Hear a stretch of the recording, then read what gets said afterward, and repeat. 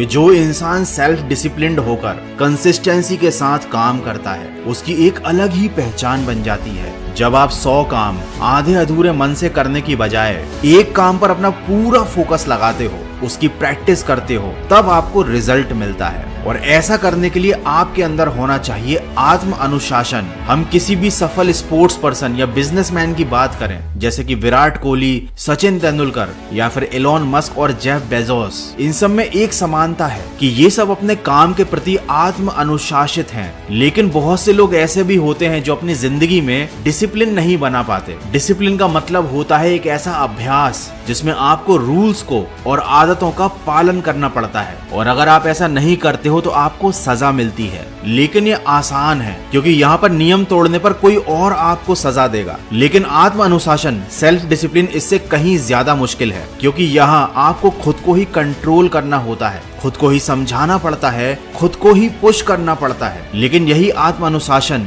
सफलता की चाबी है। तो चलिए समझते हैं कि आखिर ये काम कैसे करता है। जब आपका मन काम करने में लगता है, आप मोटिवेटेड रहते हो, तब आप वो काम करते हो। लेकिन जब आपका मन नहीं करता तब आप कोई भी काम नहीं करते, या फिर चाह कर भी उस काम को अच्छे से नहीं कर पाते। तो यहाँ पर जिस दिन आपका मोटिवेशन हाई होगा आप वो काम करोगे, जिस दिन आपका मोटिवेशन डाउन रहेगा आप वो काम नहीं कर पाओगे। लेकिन अगर आप आत्म अनुशासन से चलते हो तो आपका मन करे या ना करे, आपको इस बात से कोई फर्क नहीं पड़ेगा। आपको अपने नियम के अनुसार जो कार्य करना है आप उसे समय पर करेंगे, और जो कार्य आपको बिल्कुल भी नहीं करना है, आपका चाहे कितना भी मन करे लेकिन आप उस कार्य को नहीं करेंगे। और इस तरह से जब आप आत्म अनुशासन से कोई काम लगातार लंबे समय तक करते हैं तो आप उस काम में माहिर बन जाते हैं। आपका सेल्फ कॉन्फिडेंस भी बहुत ज्यादा बढ़ जाता है और आपके अंदर अपने मन को काबू करने की कला भी आ जाती है। अब सवाल ये आता है कि सेल्फ डिसिप्लिन कैसे बने। दोस्तों, कहावत है 1000 मीलों का सफर शुरू होता है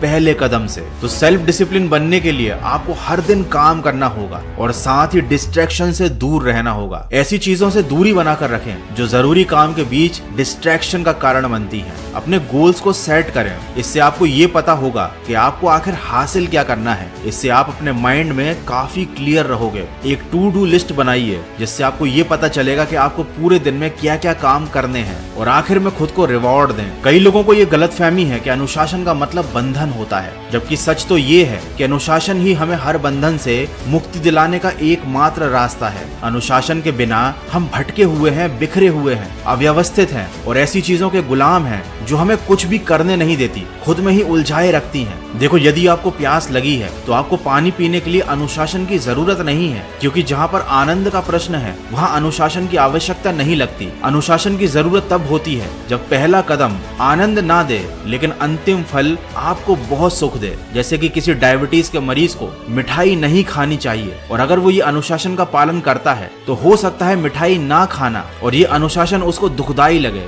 और मिठाई खाना उसे बहुत आनंददायी लगे। लेकिन अगर वो ये अनुशासन लंबे समय तक फॉलो करता है तो बाद में उसको जो रिजल्ट मिलेंगे वो ज्यादा अच्छे होंगे। और आत्म अनुशासन का ये नियम सफलता के हर क्षेत्र में लागू होता है। हमें किसी भी क्षेत्र में सफलता प्राप्त करने के लिए दृढ़ निश्चयी होना पड़ता है और अनुशासन हमको दृढ़ बनाता है। तो दृढ़ता के साथ आत्म अनुशासन का पालन कीजिए, बुरी आदतों को छोड़ दीजिए और अच्छे कामों में अपना ध्यान लगाइए और अपने लक्ष्य की तरफ यूं ही बढ़ते जाइए। मैं मिलूंगा आपसे